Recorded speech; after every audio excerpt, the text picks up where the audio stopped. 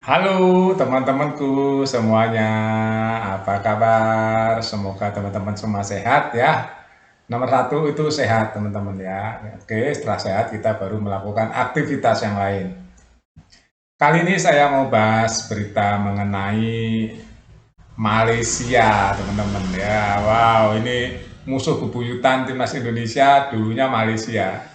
Ya, setelah itu ada lagi Vietnam. Nah, terus ada lagi Thailand. Tapi yang paling seru itu sampai hari ini Malaysia, teman-teman.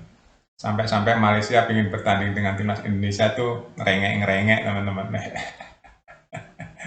Indonesia nggak mau. Nah, jadi timnas Malaysia nih teman-teman ya diberitakan Federasi Sepak Bola Malaysia sedang mengejar atau mencari pemain keturunan juga. Ini Inggris ya yang dicari. Kenapa? Karena Malaysia itu teman-teman ya itu negara persemakmuran Inggris. Ya dulu dijajah oleh Inggris sehingga ada nenek yang sekarang udah jadi nenek-nenek, kakek-kakek. Dulu ada orang Malaysia kawin sama orang Inggris.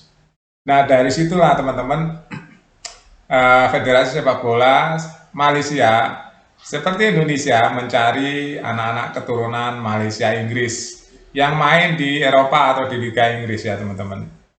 Jadi sama nih. Jadi sekarang bagi orang-orang yang mempertentangkan naturalisasi ya nggak update dong ya. Dunia sekarang sudah naturalisasi semua teman-teman. Masa kita mau nggak ikutin ya kita tetap tertinggal ya. Kita harus update. Walaupun kita itu harus memperhatikan regenerasi yang continuous ya. Continuous itu artinya berkelanjutan yang diciptakan oleh umur-umur usia 9, 11, 12, 15 gitu ya dari pemain-pemain lokal. Tapi itu harus dicari kualitas-kualitas yang standarnya dunia teman-teman.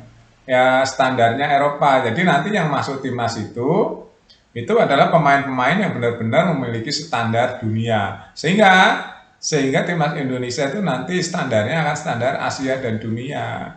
Gitu ya teman-teman. Dan itu pun nggak bisa instan. Nggak bisa teman, di olahraga itu nggak ada yang instan. Bahkan sekarang yang sekarang ngetop-ngetop itu ya dulunya dari umur 6 tahun, 5 tahun, 4 tahun, 7 tahun udah mulai start ya. Kita ngelihatnya setelah jadi ya.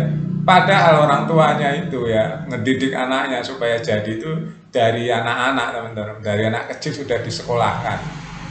Ya, sudah disekolahkan sepak bola di sekolah sepak bola umur baru 6 tahun, 7 tahun, 8 tahun, 9 tahun ya sampai remaja ya belasan tahun. Jadi kalau kita ngelihat orang sekarang sudah jadi, wah itu perjalanannya panjang, nggak ada yang instan, teman-teman ya. Di sepak bola itu nggak ada yang instan, bahkan jam terbang itu penting. Ya, mempunyai bakat tapi nggak ada jam terbang, nggak pernah bermain, bersaing, gitu, ya nggak akan jadi. Kayak Marcelino ini kalau nggak dia di suruh main ke luar negeri di kelas-kelas Eropa gitu ya, ya dia nggak update skillnya, sehingga skillnya nanti skill standar lokal gitu ya, nggak interlokal, nggak internasional gitu.